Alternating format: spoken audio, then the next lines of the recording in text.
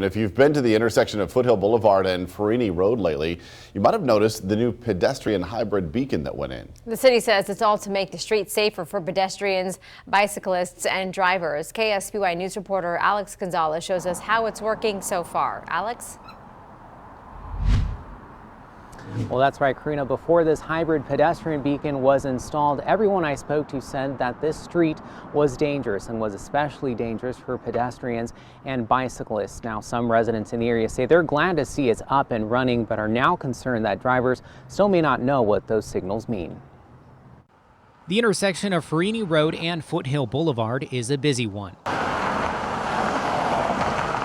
which is why Jonathan Roberts was one of the many concerned residents that brought up the issue with the city. It eventually resulted in the installation of this pedestrian hybrid beacon, frequently called a hawk beacon, just last year.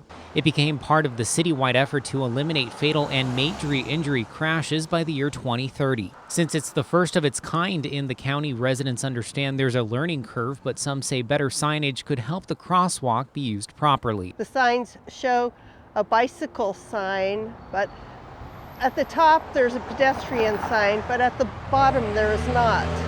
According to the city of San Luis Obispo, pedestrian hybrid beacons are installed at intersections that do not warrant a traditional traffic signal. They're designed to stop road traffic and allow pedestrians and bicyclists to cross safely. I do know a lot of cars and people in this area don't care for it too much. A lot of people don't know what to do when they see the light, especially when it's pressed.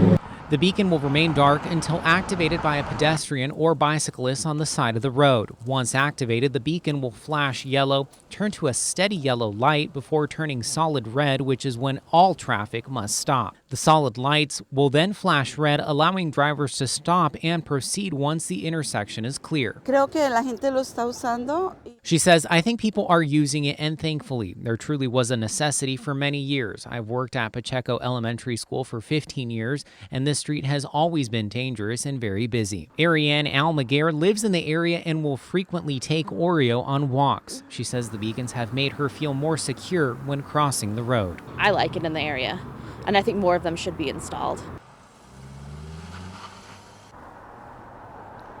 Now, months back, the city of San Luis Obispo released an instructional video on roundabouts. The city says they are planning on releasing a similar video for the hybrid beacon here. Reporting live in San Luis Obispo, I'm Alex Gonzalez, KSBY News. Alex, thank you. And according to the Federal Highway Administration, pedestrian hybrid beacons reduce road collisions by 29%, pedestrian collisions by 69%, and serious and fatal crashes by 15%.